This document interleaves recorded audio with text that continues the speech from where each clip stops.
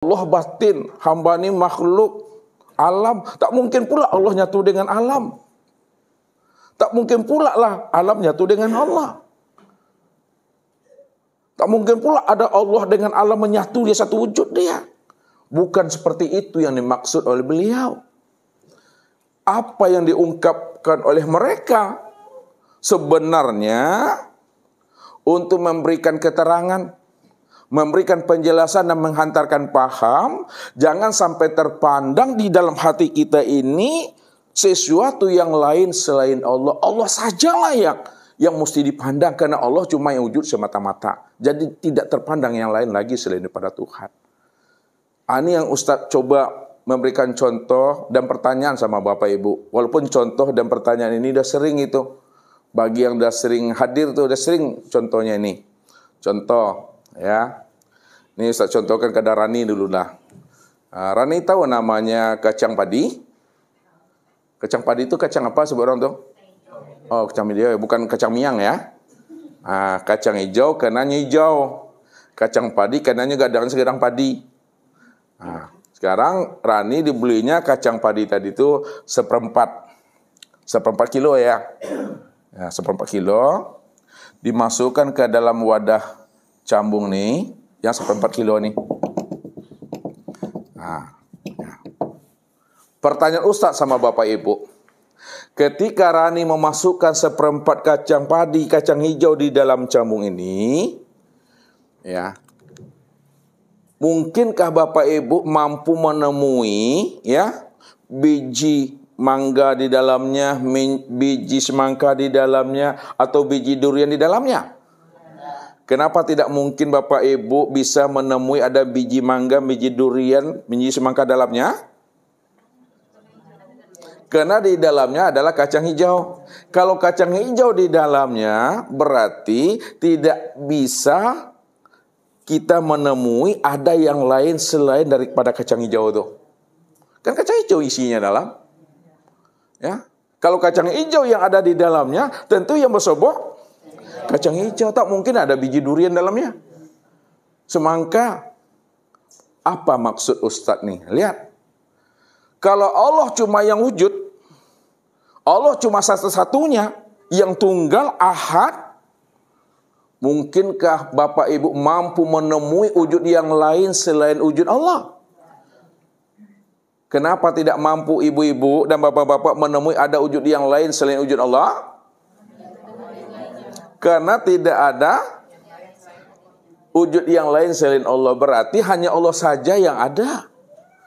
Adanya wujud Allah itu bikulli syai'in muhit. Ala innahu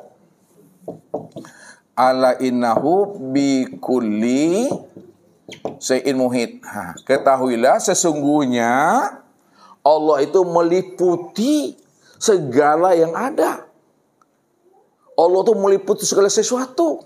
Sesuatu itu untuk menghantarkan paham bahwa dialah yang meliputi segala sesuatu itu. Nggak ada yang lain lagi selain daripada dirinya.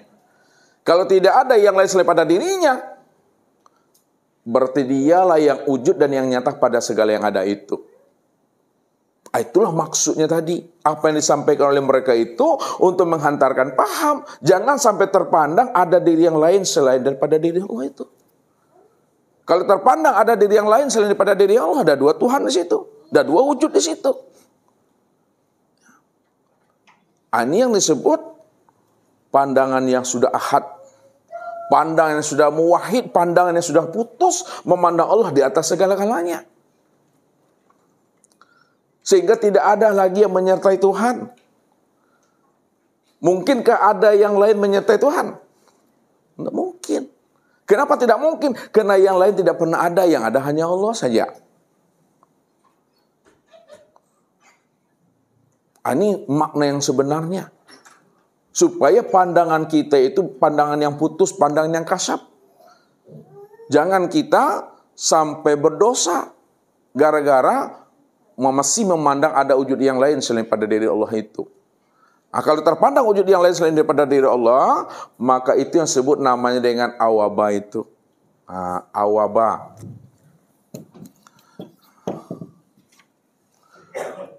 Ya. Awabah itu masih ada diri yang lain selain diri Allah tuh awabah nama dosa tuh. Ini yang disebut namanya syirik. Wujuduka zanbun, adanya pengakuan dirimu yang merasa ada selain daripada Allah, situlah dosa awabah itu. Syirik itu yang sebenar-benarnya Bapak Ibu. Maka hendaklah kita tadi selalu kita fanakan, kita karamkan akan diri kita ini. Kalau kita dah karamkan diri kita, ini yang Ustaz maksud. Hidup dalam kematian, mati di dalam kehidupan. Apa maknanya hidup dalam kematian? Bapak Ibu hidup, tapi hidupnya Bapak Ibu tuh dalam kematian, itulah diri yang la haula wala quwata illa billah itu. Tidak ada kesadaran diri lagi di situ yang merasa wujud dan bersifat. Itu yang katakan hidup dalam kematian. Bahasa Nabi, mutu qabla anta mutu. Kata Allah apa? Bila engkau adalah engkau, maka engkau tak kenal aku. Bila engkau bukanlah engkau, pasti engkau kenal akan aku. Jadi kalau kita ingin melihat dan menyaksikan Allah selalu, hilangkanlah kesadaran diri yang merasa wujud dan bersifat itu. Itu maksudnya.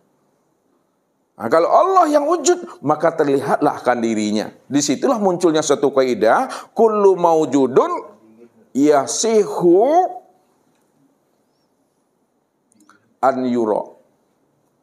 Setiap yang wujud itu sah untuk bisa dilihat. Itu kaidah yang menjelaskan. Makanya orang-orang arifin itu membuat suatu kaidah rumusan itu. Kullu maujudun yasihu an yura. Setiap yang wujud sah untuk bisa dilihat. Contoh, ini apa namanya Bapak Ibu? Ini wujud nih. Kalau ini wujud, bisa nggak Bapak Ibu lihat nih? Itu dia. Karena ini spidol ini wujud, ada, maka adanya spidol ini bisa dilihat.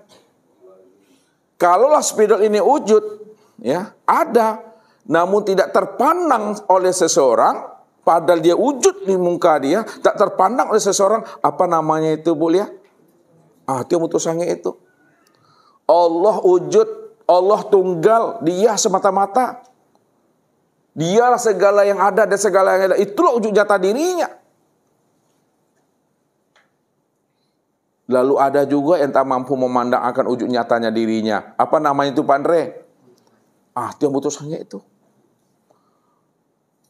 Makanya orang-orang arifin seperti Abu Mansur Al-Hal ini menghantarkan pemahaman bahwa pandangan itu benar-benar pandangan yang ahad itu. Pandangannya wujudiyah, pandangannya wujud, hanya Allah saja yang terpandang, tidak ada yang lain selain daripada dirinya itu. Ini yang kita lepas daripada dosa itu. Maka latihlah hati kita ini untuk menafikan sesuatu selain daripada Allah. Sehingga yang terpandang itu Allah sajalah pada diri dan di luar diri. Bagaimana cara memfanakan diri kita ini sehingga yang terpandang itu hanya Allah.